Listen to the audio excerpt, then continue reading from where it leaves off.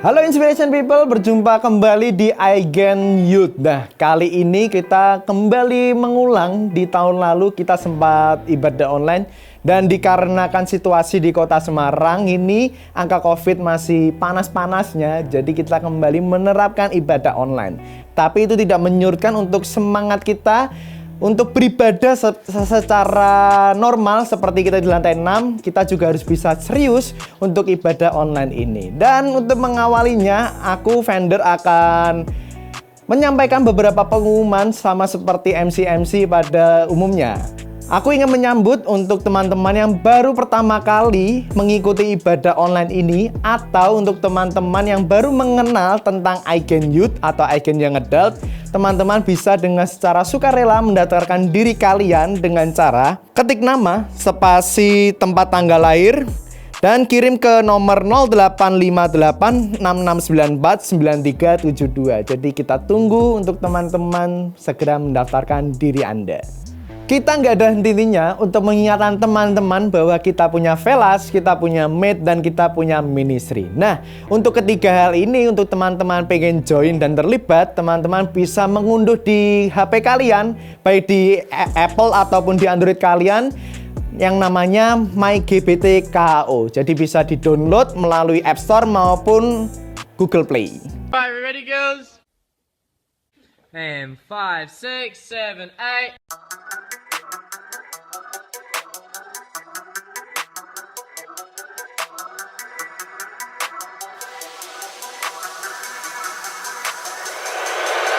My God is bigger, He's stronger than the rest, He's fearless, and I'ma say it with my chest. Seated in the praises of His people, no one can compare to Him, and there is no equal. Ha ha! I know who I am because I know who I belong to. He's a Prince of Peace, and He's sitting on the throne too. The God of heaven's armies is the God that I am known to. And let me tell you what we gon' do. We going glory to glory, and we're never going back. Strength to strength, taking territory back. Going faster and faster, acceleration, no lag. We that KC squad with the yeah, yeah, yeah, yeah.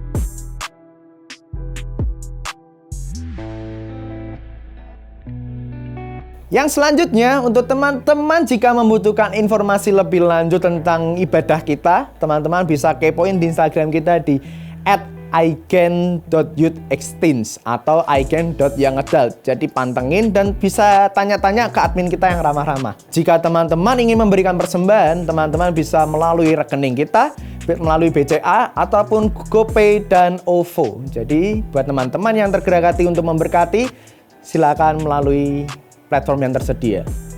Oke teman-teman, itu dia pengumuman kita selama 1 minggu ke depan. Nah, buat teman-teman, aku selalu mengingatkan untuk jaga kesehatan kalian, terus menggunakan masker, menggunakan hand sanitizer kalau misalnya teman-teman harus keluar rumah. Nah, sebelum kita memulai ibadah kita akan berdoa bersama-sama. Tuhan Yesus, terima kasih Tuhan Yesus untuk hari ini. Kami masih bisa berkumpul bersama-sama ya Tuhan untuk beribadah ya Tuhan. Meskipun kami harus di rumah kami masing-masing, Engkau yang selalu menjagai kami, Engkau selalu yang menyertai kami ya Tuhan. Dan biar ya Tuhan ketika kami beribadah online ini ya Tuhan, kami bisa merasakan kasih-Mu, kami bisa merasakan urapan-Mu ya Tuhan yang turun melingkupi kami semua. Terima kasih Yesus, Engkau berkati ibadah hari ini, Engkau jaga, Engkau sertai kami ya Tuhan, dan beri kami ya Tuhan kekuatan untuk kami bisa melalui hari-hari kami yang berat ini ya Bapa. Terima kasih Yesus, terima kasih Roh Kudus, dalam nama Tuhan Yesus, haleluya, amin. Selamat beribadah, Tuhan Yesus memberkati.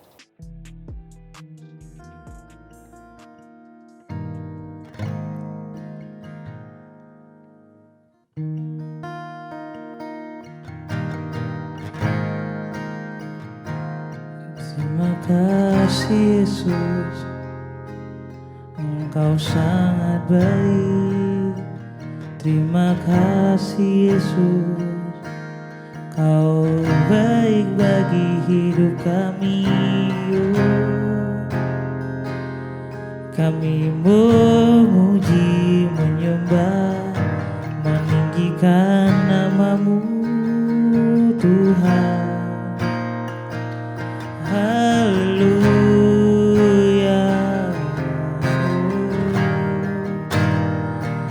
Kini kami mau menyembah-Mu Roh Kudus. Haleluya.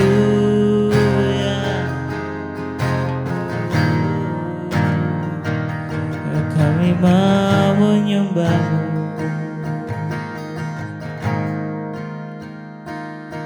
Kami mau menyembah-Mu.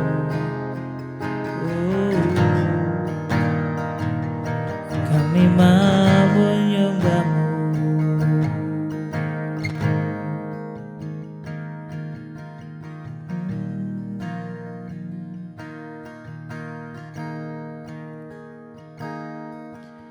Tempatku berharap,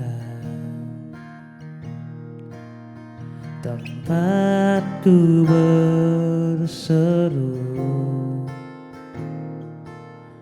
tempatku berserah, hanya Kau, Yesus. Dalam kesesakan Kau beri kelegaan,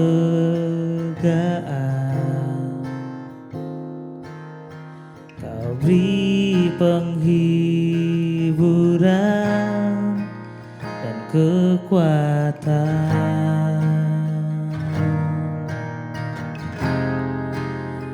Kaulah Tuhan, tempatku berseru, tempatku berserah. Kaulah harapan, Kaulah Bapa yang paling mengerti segala yang terjadi, takkan melebihi. Kaulah Tuhan, tempatku berseru, tempatku berserah. Kaulah harapan, Kaulah Bapa yang paling mengerti segala yang terjadi, takkan melebihi kekuatanku.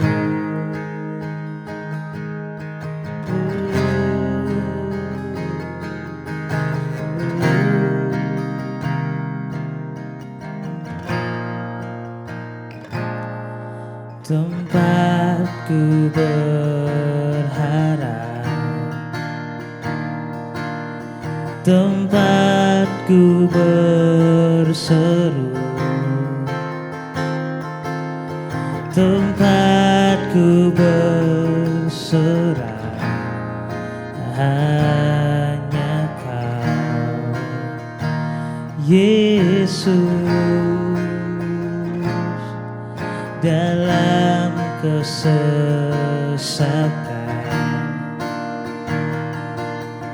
Kau beri kelegaan, Kau beri penghiburan dan kekuatan.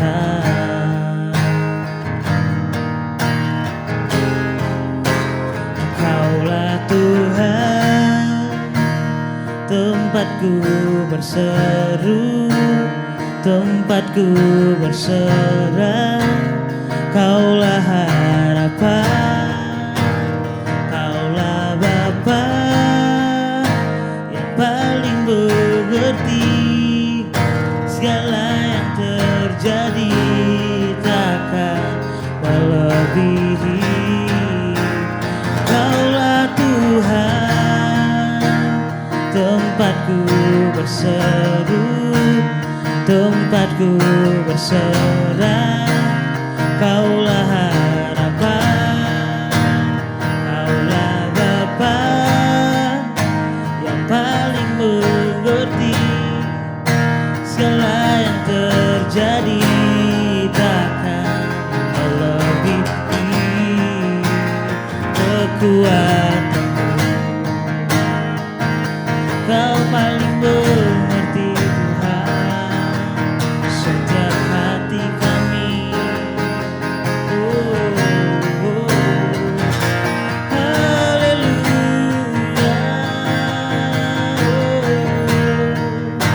Engkau perisai kami Tuhan, pulihkan hidup kami.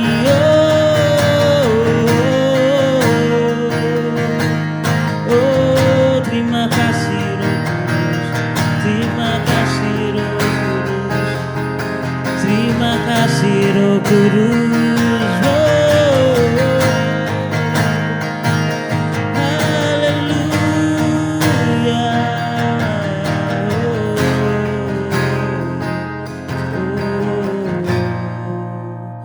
Kaulah Tuhan, tempatku berseru, tempatku berserah. Kaulah harapan, Kaulah Bapa yang paling mengerti segala yang terjadi, takkan melebihi. Kaulah Tuhan, tempatku berseru, tempatku berserah.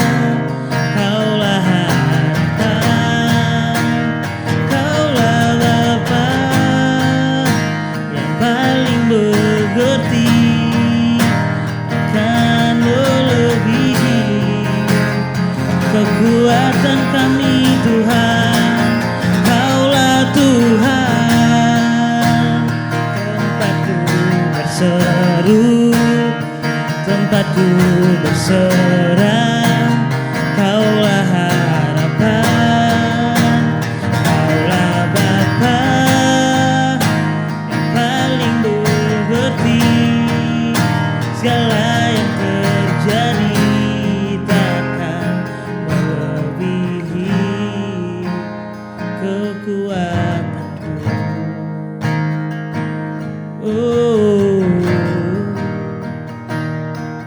Terima kasih Yesus Tuhan, terima kasih Yesus. Kau mengenal isi hati kami. Haleluya.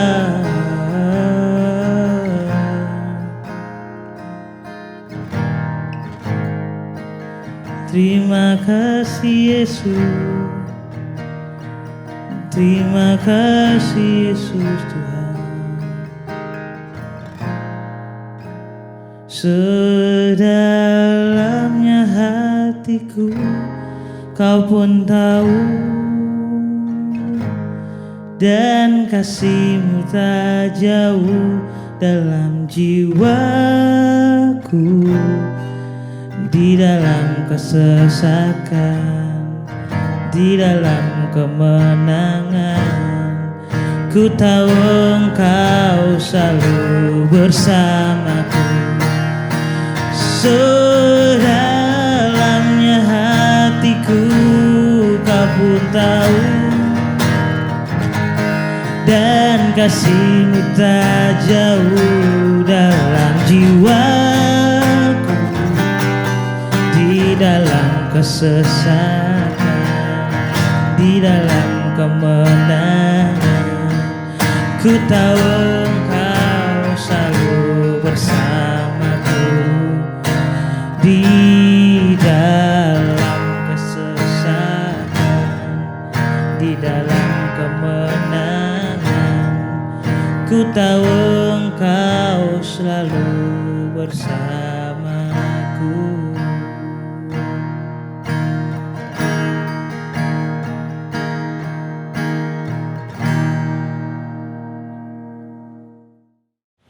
Hello Inspiration People, pada hari ini sebelum kita mendengarkan firman Tuhan, mari kita berdoa bersama-sama.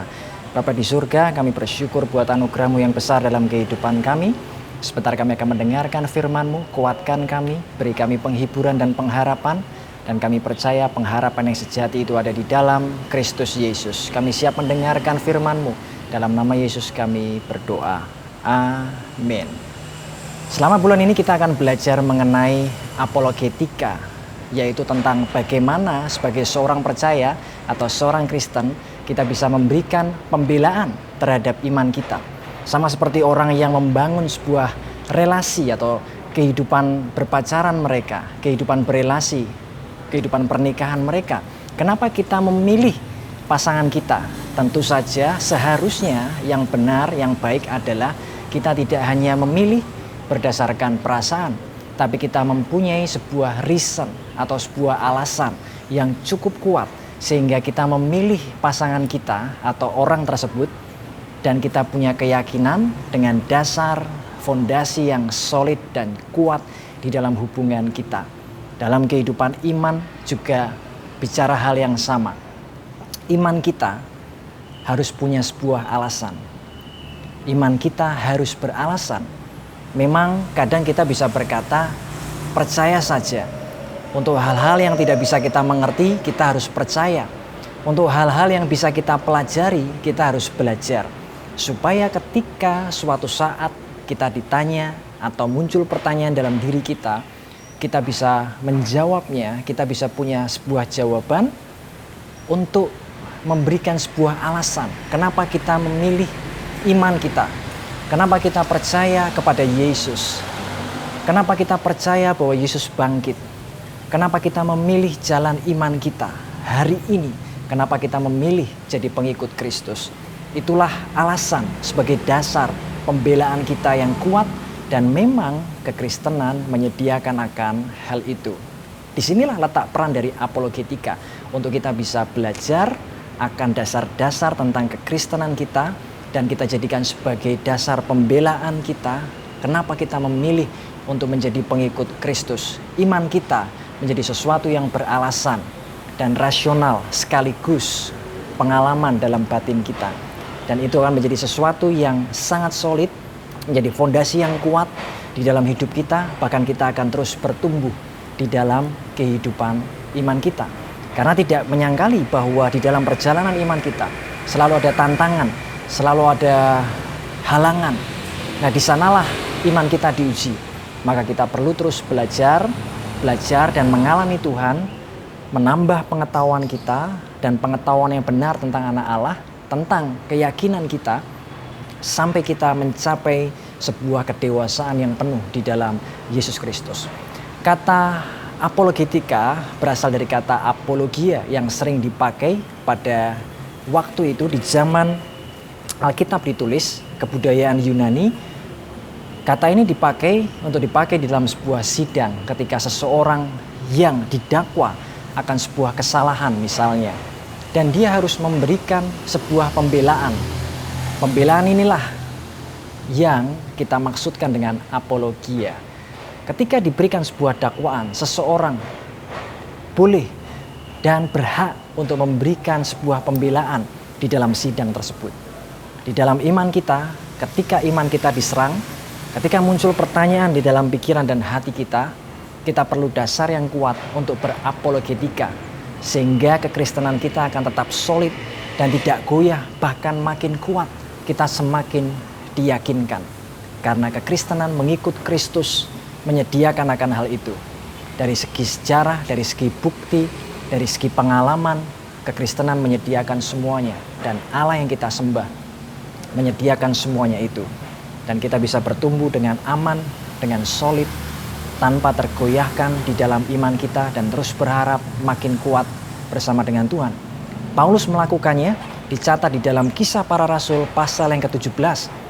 Ketika Paulus ada di sebuah lingkungan, dia ada di dalam sebuah lingkungan yang sangat duniawi. Filosofi dunia ada di sana. Filosofi dunia yang sangat kuat ketika dia berada di kota Athena. Di Kisah Para Rasul pasal yang ke-17. Dia ada di tengah-tengah orang-orang penyembah berhala. Ada banyak patung-patung di sana, ada ribuan patung di sana. Dan kemudian juga ada golongan orang-orang pandai, filsuf-filsuf pada zaman Yunani waktu itu terkenal pandai. Dan mereka semuanya orang yang sangat berintelektual. Mereka sangat kuat di dalam pemikiran. Seperti yang dituliskan di Kisah Rasul 17, ada golongan Epikuros dan golongan Stoa. Golongan Epikuros, orang-orang yang percaya bahwa kebahagiaan itu menjadi satu-satunya tujuan di dalam kehidupan mereka. Kebahagiaan itu merupakan sebuah goal yang harus dicapai oleh golongan ini. Mereka tidak percaya akan kekekalan dan mereka mengutamakan hal-hal yang di dunia karena tidak ada kekekalan. Akibatnya akan masuk ke dalam gaya hidup hedonisme. Dan kemudian ada golongan yang lain, yaitu golongan Stoa. Golongan Stoa, mereka percaya bahwa Tuhan itu alam semesta. Alam semesta adalah Tuhan itu sendiri, di mana kita ada di dalamnya. Mereka juga tidak percaya akan kekekalan. Itulah beberapa pemikiran yang mewakili sebetulnya juga dunia di mana kita hidup hari ini. Kita tinggal sebagai orang percaya, beriman dengan filosofi kekristenan kita, kepercayaan iman kita. Kita tinggal di tengah-tengah lingkungan dunia dengan filosofinya. Orang-orang yang tidak percaya akan kekekalan, orang-orang yang mementingkan hidupannya di dunia ini, orang-orang yang punya filosofi hedonisme dalam kehidupannya, mementingkan kehidupan yang sekarang, tidak mau diatur, egois, sama seperti Paulus pada waktu itu. Tapi Paulus tidak menyerah dan dia justru berapologetika, dia berdiskusi, dia bertukar pikiran, sekaligus dia memberitakan Injil keselamatan dari Allah, Injil kasih karunia Allah. Karena Paulus tahu itulah yang bisa menyelamatkan orang-orang. Sekalipun setelah diberitakan tidak semuanya menerima. Kita tahu bahwa tidak semua orang akan menerima berita Injil kasih karunia. Tetapi bagian Paulus dan bagian kita adalah bertahan dengan iman kita, punya prinsip, berdiri di atas prinsip kekristenan kita, mengikut Yesus dengan setia, dan kemudian memberitakan Injil, bertahan dengan apologetika kita, dan memberitakan Injil. Yang menarik adalah di Kisah Rasul pasal 17 mulai ayat 16 sampai 34. Paulus memakai sebuah jembatan untuk bisa masuk, memulai pembicaraan kepada orang-orang ini, orang-orang pandai yang hidupnya tidak percaya akan kekekalan, yang hidupnya berfokus pada dunia yang sekarang ini, menikmati hari ini, menikmati dunia ini. Paulus mulai dengan perkataan ini, aku melihat bahwa kamu menyembah Allah yang tidak dikenal. Aku tahu siapa Allah itu. Dia bangun sebuah jembatan. Kita bisa belajar dari Paulus membangun sebuah jembatan atau persamaan untuk memulai sebuah pembicaraan. Kita bisa membangun sebuah diskusi, bertukar pikiran. Sama seperti Paulus, kamu mengenal Allah yang tidak kamu sembah. Aku tahu siapa Allah itu. Dan dia mengenalkan akan siapa Yesus, tentang kebangkitannya. Dan kemudian dia sampaikan bahwa semua orang harus bertobat karena Allah telah mengirimkan anaknya yang tunggal untuk mati di kayu salib. Dan semua harus bertobat, percaya kepada Mesias Allah yang hidup itu. Dan itulah kekuatan iman kita. Bukan atas dasar diri kita, tetapi kekuatan di atas dasar penebusan Yesus Kristus. Dan kemudian Paulus berkata bahwa Yesus ini adalah bangkit. Dia bangkit. Dia adalah Allah yang jadi manusia, kemudian dia bangkit. Dan semua kita akan mengalami kebangkitan kalau kita percaya kepada dia. Bayangkan Paulus ada di tengah-tengah orang-orang yang punya filosofi dunia, tetapi dia berani untuk menyampaikan dengan membangun sebuah jembatan. Kamu menyembah Allah yang tidak kamu kenal, aku tahu siapa Allah itu, dan aku perkenalkan kepadamu. Kemudian dia juga pakai jembatan yang kedua. Dia bisa menyampaikan bahwa sama seperti tulisan bujangga-bujanggamu. Jadi Paulus selalu memakai jembatan. Dia tidak langsung menghakimi pemikiran mereka, tapi dia mencari celah di mana dia bisa memberitakan Injil. Dia bisa mempertahankan imannya dengan berdiskusi dan bertukar pikiran. Paulus tahu siapa yang dia sembah. Dia mengenal, dia mengalami, dia mengerti, dan dia bertahan dengan imannya dan dia sampaikan. Dan itu yang bisa kita lakukan juga di dalam kehidupan kita. Dan yang terakhir ini saya akan sampaikan dalam bagian kesimpulan yang akhir bagaimana kita bisa mengembangkan self apologetika kita, dan semua teman-teman bisa mempraktekkan akan hal ini, dan semua kita bisa belajar sedikit demi sedikit. Saya akan simpulkan di dalam 3E atau 3 poin. Yang pertama adalah evidence. Dalam berapologetika kita memerlukan bukti-bukti, dan tentu saja kita harus belajar. Kita bisa baca buku, kita bisa ikut seminar, kita bisa ikut kelas-kelas, mungkin sekolah teologi, kelas pendengar, atau apapun fasilitas yang ada sekarang. Kita bisa belajar dan kita bisa kembangkan untuk melengkapi diri kita. Selain untuk menambah pengetahuan, tentu saja untuk memperkuat iman kita, dan kita perlu untuk melakukannya supaya kita terus bertumbuh. Yang pertama adalah evidence. Kita bisa membuktikan iman kita dengan bukti-bukti empirical, sejarah yang tidak bisa dibantah. Kita bisa belajar bagaimana bisa membuktikan bahwa Yesus itu mati di kayu salib. Bagaimana Yesus itu bangkit dan dia menyelamatkan kita. Bagaimana kekristenan itu diteruskan sejak hari ini. Dan bagaimana kita bisa menjelaskan bahwa Alkitab kita terjaga keasliannya sampai hari ini, sampai generasi kita di akhir zaman ini. Dan kita bisa belajar dengan evidence. Siapkan bukti. Ketika iman kita dipertanyakan, siapkan bukti atau evidence. Yang kedua adalah kita berapologetika, mempertahankan iman kita. Yang kedua adalah epistle, yaitu surat-surat yang ditulis atau tulisan para saksi mata, para rasul, para nabi yang kita bisa temukan di dalam Alkitab. Maka segala sesuatu yang tertulis di dalam Alkitab itulah yang jadi kekuatan dalam hidup kita. Setiap hari belajar untuk membaca Alkitab, merenungkan, dan kita mengalami setiap hari. Dari tulisan itu, maka itu jadi dasar yang kuat untuk mempertahankan iman kita. Kita selalu berdasar di dalam Alkitab dan terus belajar, terus kembangkan supaya pengetahuan kita ditambahkan. Dan ini akan menjadi makin kuat karena kita punya dasar, yaitu Alkitab atau firman Tuhan yang kita percaya yang dituliskan di dalam Alkitab. Dari bukti evidence dan dari epistel, dari surat-surat tulisan para rasul, para nabi, dan dari penulis-penulis Alkitab, kita bisa membangun iman kita dari dasar tulisan di Alkitab itu. Yang ketiga adalah kembangkan experience. Kita bisa melakukannya, menceritakan testimoni atau membagikan kehidupan kita. Kita bisa membagikan pengalaman kita. Jadi dari apa yang sudah kita pelajari, dari bukti evidence yang kuat, dan kemudian dari epistel, dari tulisan firman Allah, dari Alkitab, dan kita bisa selalu setiap hari mengalaminya. Misalnya hari ini di dalam masa yang sukar, ketika COVID menyerang, ketika ada wabah menyerang, kita bisa belajar mengalami Tuhan setiap hari. Dan kita bisa menceritakan pertolongan Tuhan dengan dasar yang kuat dari Alkitab, dari bukti-bukti sejarah bahwa Yesus itu adalah benar adanya, dia mati dan bangkit buat kita, dan kita bisa mengalami setiap hari. Dan itu merupakan bukti yang sah, yang tidak bisa dibeli dengan uang. Kita harus terus punya kerinduan untuk mengalami Tuhan setiap hari. Dari dasar firman, dari dasar bukti sejarah dan bukti empirikal lainnya, dan kemudian kita mengalami secara pribadi, dan kita sampaikan kepada orang-orang di sekeliling kita. Jadi sangat mudah dari 3 hal ini, evidence, epistle, dan experience. Kalau kita punya dan mengembangkan ketiga hal ini, kita bisa berapologetika, kita bisa berbagi kepada banyak orang, tidak peduli berapa orang yang akan menerima berita Injil kita atau berita keselamatan yang kita bagikan. Tapi yang penting tugas kita adalah memberitakan, mengalami, memberitakan, belajar, mengalami, dan memberitakan. Dan saya percaya Tuhan akan bekerja, dan justru di hari-hari seperti sekarang ini, di tengah COVID yang sedang dialami secara global, Tuhan juga sedang bekerja. Dia pasti punya maksud supaya Injil diberitakan dengan lebih cepat, dengan sarana teknologi yang ada.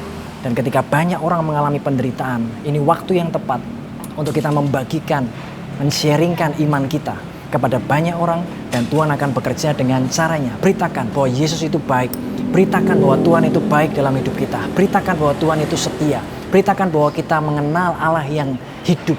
Tuhan yang kita sembah, kita mengenal, dan kita ceritakan kesaksian, pengalaman kehidupan kita, apa yang kita pelajari di Alkitab, dan apa yang kita baca dari bukti sejarah. Dan semua itu akan menguatkan kita dan akan memberkati banyak orang. Saya berdoa bahwa dengan melakukan ini Tuhan sedang mengerjakan sesuatu yang lebih besar bagi gerejanya di seluruh dunia, dan kita harus ikut ambil bagian. Jangan terpuruk di dalam kesusahan, penderitaan selama COVID-19 ini. Saya tahu bahwa tidak mudah menghadapi ini, tapi kita harus terus mengarahkan mata dan hati kita kepada Sang Juru Selamat kita, Yesus Kristus, Mesias Allah yang hidup, dan terus lakukan bagian kita untuk memberitakan, menghidupi, karena kita tahu bahwa waktunya sudah singkat dan Tuhan akan bekerja dengan luar biasa dalam hidup kita.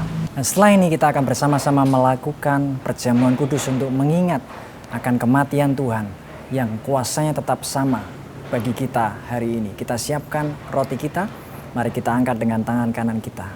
Kami percayakan penebusan-Mu, tubuh-Mu terpecah buat kami, Engkau mati buat kami supaya kami mengalami kehidupan dan menerima anugerah keselamatan.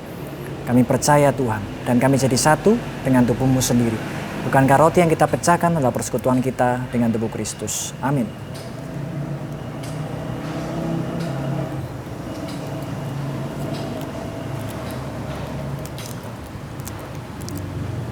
Kita angkat anggur kita, kami percaya darah-Mu tercurah buat kami. Darah anak domba ini akan jadi tanda yang menyelamatkan buat kehidupan kami, menjauhkan kami dari setiap maut, kutuk, teror, penyakit menular, dari setiap hal yang jahat. Dan darah anak domba ini akan jadi tanda buat kehidupan kami, tanda yang menyelamatkan. Kami ditebus, dikuduskan, diberkati hidup kami karena penebusan Yesus. Bukan kacauan yang atasnya kita ucapkan syukur adalah persekutuan kita dengan darah Yesus. Amin. Terima kasih, kami bersyukur buat anugerah-Mu. Nah, kami terima berkat-Mu pada hari ini. Berkat yang terbaik dari Allah Bapa di surga, dari Tuhan Yesus dan dari Roh Kudus, perlindungan, penjagaan yang sempurna buat kehidupan kami semua.